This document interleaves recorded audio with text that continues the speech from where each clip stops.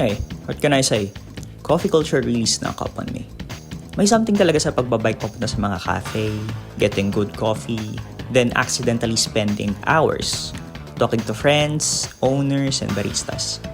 This ride, kasama si Van, dumaan kami sa Coffee Friends sa Marcos Highway at sa Agimat sa Marikina. When I got to Coffee Friends, sobrang basa ang inyong tiyo, so nagpatayo kagad ako.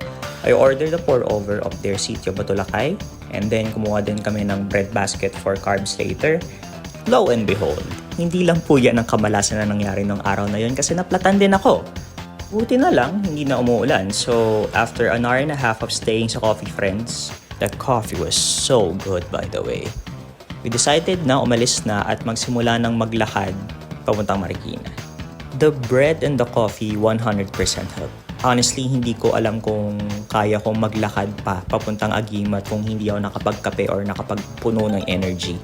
I think safe to say my bike is in desperate need now of long-awaited upgrades.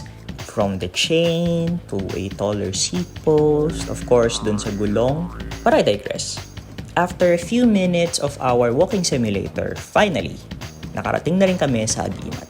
If you're all about that coffee business, then 100% narinig mo na tong lugar na to.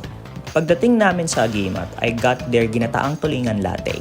It's caramelized patis with coconut cream sa taas.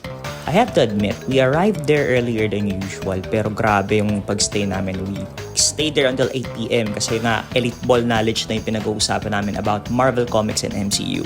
The discussion is that good. And also helps that the barista is so cool and chill. In between our elite ball and sometimes degenerate discussion, pinatry sa amin ni Joel yung fridge cigarette, yung sipa ng Cobra, plus yung gising ng espresso. With that accumulative caffeine buff, naakyat ko yung Katipunan with no problem whatsoever. Oh, and I was able to get my flat tire sorted out as well. And yeah, that's about it. All in all, I'd really love to do another coffee crawl. But hopefully, next time makipag-cooperate sa akin ng panahon dahil ayoko nang maulanan. Good morning!